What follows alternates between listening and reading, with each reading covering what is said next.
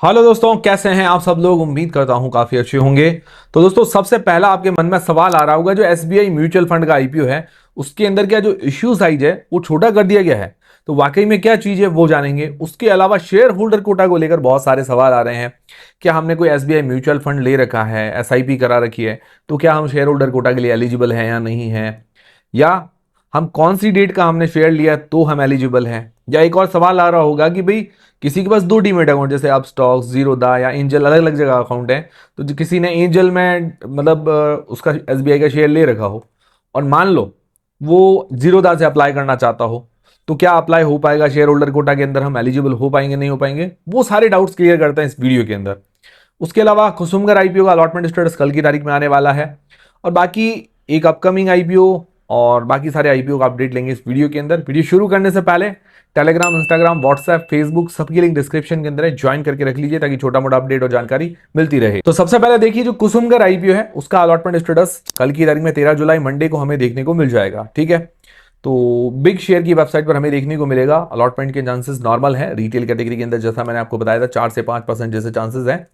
और आपने कौन सी कैटेगरी में कितने लॉट अप्लाई किए हैं मुझे कमेंट करके जरूर बताइएगा। मैंने आपको बताया था मैंने रिटेल कैटेगरी के अंदर लगभग 6 लॉट जैसे अप्लाई किए हैं। अभी जो इसकी जीएमपी चल रही करीबन 40% के आसपास, 170 रुपए पर शेयर, मतलब लगातार 40% के आसपास बरकरार है इसकी जीएमपी, मतलब 35 से 40% के बीच में लगातार चल रही है। डिमांड तो अभी तो ठीक है, बट देखते हैं अलॉटमेंट आने के बाद डाउन ना हो जाए। कभी कभार ऐसा होता है कि जीएमपी बहुत ज्यादा हाई चल रही होती है, बट अलॉटमेंट आ जाता है उसके बाद क्या कि जीएमपी में एकदम से गिरावट देखने को मिलती है। कहीं ऐसा तो नहीं होगा, वो जान लेंगे। जो भी होगा मैं आपको अपडेट कर दूंगा।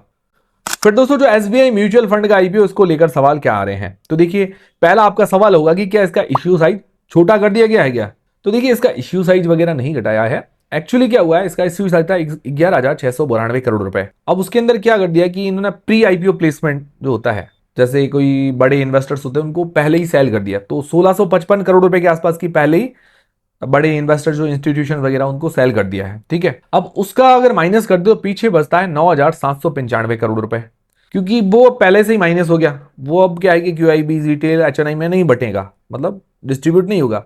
तो अब पीछे बचा 9,795 करोड़ में से ही रिटेल, एचएनआई और क्यूआईबी को मिलेगा।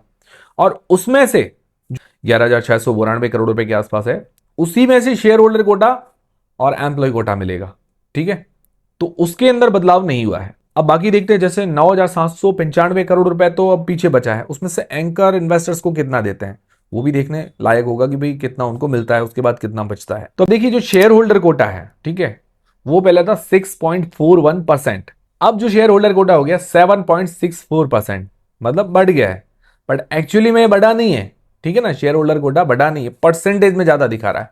क्यों दिखा रहा है, क्योंकि जो इश्यू साइज है वो हो गया है छोटा, मतलब 9,795 करोड़ रुपए हो गया है। ठीक है, क्योंकि पहले ही प्री आईपीओ प्लेसमेंट कर दिया गया। पीछे जितना बचा है, ठीक है ना, उसमें से शेयर होल्डर कोटा के जो शेयर्स है वो फिक्स है, इतने ही रिजर्व रखे हैं, उससे कम नहीं किए हैं। पहले भी 1,30,00,000 शेयर्स के आसपास थे और अभी भी 1,30,00,000 शेयर्स ही है। ठीक है, तो इस कारण परसेंटेज ज्यादा दिखा रहा है। समझ में आ गई। दूसरा है एम्प्लॉय कोटा। अब एम्प्लॉय कोटा के अंदर कौन कौन एलिजिबल है, जो एसबीआई बैंक का भी एम्प्लॉय हो या एसबीआई म्यूचुअल फंड का भी एम्प्लॉय, मतलब एसबीआई फंड मैनेजमेंट का भी एम्प्लॉय हो, तो दोनों ही एलिजिबल है एम्प्लॉय कोटा के लिए। ठीक है, मतलब अगर एसबीआई बैंक के अंदर काम करते हो, कोई भी पीओ वगैरह है या बैंक मैनेजर है, तो वो सारे एलिजिबल है। और म्यूचुअल फंड डिस्ट्रीब्यूटर एम्प्लॉय नहीं होते, है ना, ये ध्यान में रखिएगा। तो एम्प्लॉय कोटा पहले 1.6% था, अब 1.91% हो गया, मतलब 1.91% हो गया। तो उसके अंदर भी शेयर फिक्स थे पहले 32.5 लाख शेयर्स, अभी भी फिक्स है 32.5 लाख शेयर्स। तो शेयर होल्डर कैटेगरी और एम्प्लॉय कैटेगरी, इनके शेयर नहीं बदले, इनको जितना फिक्स शेयर देने थे उतने ही दे रहे हैं। ठीक है ना, तो जैसे ही इश्यू साइज, मतलब प्री आईपीओ प्लेसमेंट हुआ, पीछे इश्यू साइज घट गया, तो इसके कारण इनके परसेंटेज ज्यादा दिखा रहे हैं। समझ में आ गई। अब शेयर जो चेंजेस हुए हैं वो रिटेल, एचएनआई, क्यूआईबीज के लिए, जैसे पहले क्या था कि 20.37 करोड़ शेयर्स थे टोटल। ठीक है, 20.37 करोड़ में से बांटना था, अब 17.06 करोड़ शेयर्स रहेंगे, उनमें से बांटना पड़ेगा। ये चीज हो गई। जो 1655 करोड़ के शेयर्स बाकी जो इंस्टीट्यूशन है वो लेकर चले गए। हाँ, थोड़ा इसके अंदर ये होगा कि भाई जो अलॉटमेंट की चांसेस है थोड़े से कम तो जरूर होंगे, क्योंकि इश्यू साइज थोड़ा सा घट गया है। तो ये चीज क्लियर होगी, पहली चीज की भाई इश्यू साइज घटा या नहीं घटा। एक्चुअली में नहीं घटा है, बट क्या है कि रिटेल, एचएनआई और क्यूआईबीज के लिए तो घट गया है, ये चीज हो गई है। अब शेयर होल्डर कोटा को लेकर क्या क्या सवाल है। पहला सवाल ये है कि भाई कौन कौन लोग शेयर होल्डर कोटा के लिए एलिजिबल है। तो देखिए, वो लोग शेयर होल्डर कोटा के लिए एलिजिबल है जिनके पास एसबीआई मतलब जो स्टेट बैंक ऑफ इंडिया का शेयर है वो एलिजिबल है। कब तक? लास्ट जिसने 7 जुलाई को ले रखा है, 7 जुलाई को लिया तो 8 जुलाई लास्ट उनके डीमेट अकाउंट के अंदर अगर होगा, 8 जुलाई को डीमेट अकाउंट के अंदर होना चाहिए, तो वो एलिजिबल है। 8 जुलाई को मान लो किसी ने शेयर किया है मतलब सेल कर दिया है, तो देखिए डिलीवरी के हिसाब से अगर ट्रेडिंग डे देखें कि भाई एक दिन बाद डिलीवरी होती है, उस हिसाब से तो वो भी एलिजिबल है। 8 तारीख को अगर मान लो सेल कर दिया है तो वो भी शेयर होल्डर कैटेगरी के लिए एलिजिबल है। तो ये चीज क्लियर हो गई। और पहले से जिनके पास शेयर है वो तो एलिजिबल ऑलरेडी है। अब दूसरा आपका सवाल होगा कि हमने एसबीआई म्यूचुअल फंड के अंदर एसआईपी करा रखी है, हमने म्यूचुअल फंड ले रखा है, तो क्या हम एलिजिबल हैं? तो आप एलिजिबल नहीं हो।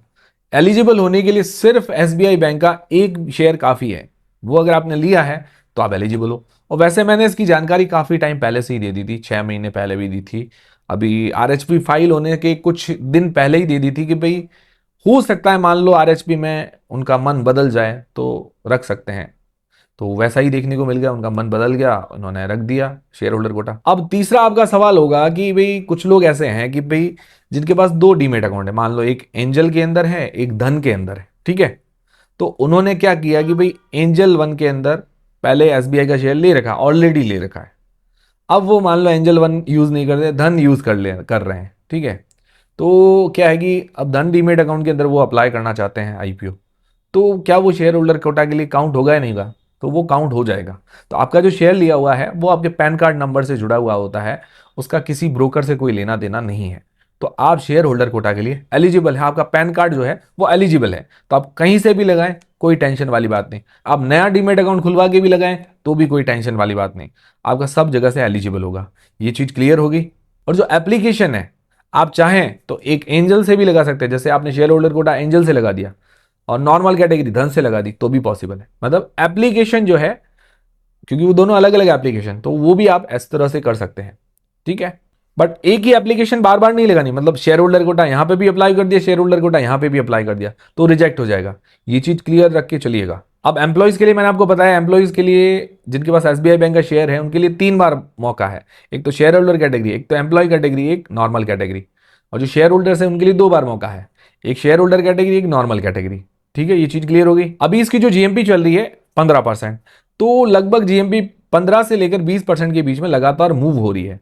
90 से लेकर 110 रुपए के बीच में लगातार मूव हो रही है इसकी जीएमपी। तो आप 15 से 20% मान के चलिए। तो ये हो गया एसबीआई म्यूचुअल फंड आईपीओ को लेकर जो भी सवाल थे आपके वो क्लियर हो गए। और भी कोई सवाल हो तो कमेंट करके जरूर बताइएगा, हम और नेक्स्ट वीडियो में क्लियर कर देंगे। और दोस्तों इसकी जो एंकर लिस्ट है वो मंडे मतलब कल की तारीख में 13 तारीख को आने वाली है, तो कल रात तक या परसों तक हम डिस्कस कर लेंगे इसकी एंकर लिस्ट को। बाकी लेजर पावर आईपीओ जिसके मतलब फाइनल अपडेट का वीडियो मैं डाल चुका हूँ, कल की तारीख में लास्ट डेट है। इसकी जीएमपी करीब करीब अभी 15-17% चल रही है, 30-35 रुपए पर शेयर। बट मैंने आपको कहा कि भाई जीएमपी थोड़ा मार्जिन लेके चलिए, क्योंकि एकदम से अचानक जीएमपी बढ़ी है, 5 से 10% के बीच में मान के चलिए, अभी ज़्यादा नहीं मान के चलिए। तो थोड़ा क्या है कि रिस्क फ्री आप रह सकते हैं। बाकी आप फाइनल अपडेट का वीडियो देखिए, उसके अंदर बहुत सारी चीज़ें क्लियर हो जाएगी। फिर अल्पाइन टैक्स वर्ल्ड, इसकी भी कल एंकर लिस्ट वगैरह आ सकती है, या ये चाहे तो एंकर लिस्ट वगैरह ना भी दें, क्योंकि इसके अंदर क्यूआईबी पोर्शन भी 1% ही है। अभी इसकी जीएमपी सिर्फ 2% के आसपास है, 3 रुपए पर शेयर। फिर एक अपकमिंग एक्सपेक्टेड आईपीओ, अभी तक एक्सपेक्टेड डेट से आई है, फिक्स डेट नहीं हुई है, 17 से लेकर 21 जुलाई के बीच में ओपन रह सकता है कैलिबर माइनिंग आईपीओ। जैसे ही इसकी price band market lot decide होते हैं मैं आपको रिव्यू का वीडियो प्रोवाइड करवा दूंगा। और कल हो सकता है कि अगर इसकी डेट्स वगैरह आ जाए या एक दो और आईपीओ की डेट्स भी देखने को मिल जाए, पॉसिबल है। फिर एक लोहिया कॉर्पोरेशन, उसका भी डेट्स वगैरह आ सकती है 1-2 दिन के अंदर। जो भी आ जाएगा मैं आपको अपडेट कर दूंगा। तो जुड़े रहिए हमसे, टेलीग्राम, इंस्टाग्राम, व्हाट्सएप, फेसबुक, सबकी लिंक डिस्क्रिप्शन के अंदर है, ज्वाइन करके रख लीजिए ताकि छोटा मोटा अपडेट जानकारी मिलती रहे। मिलते हैं दोस्तों अगले वीडियो के अंदर।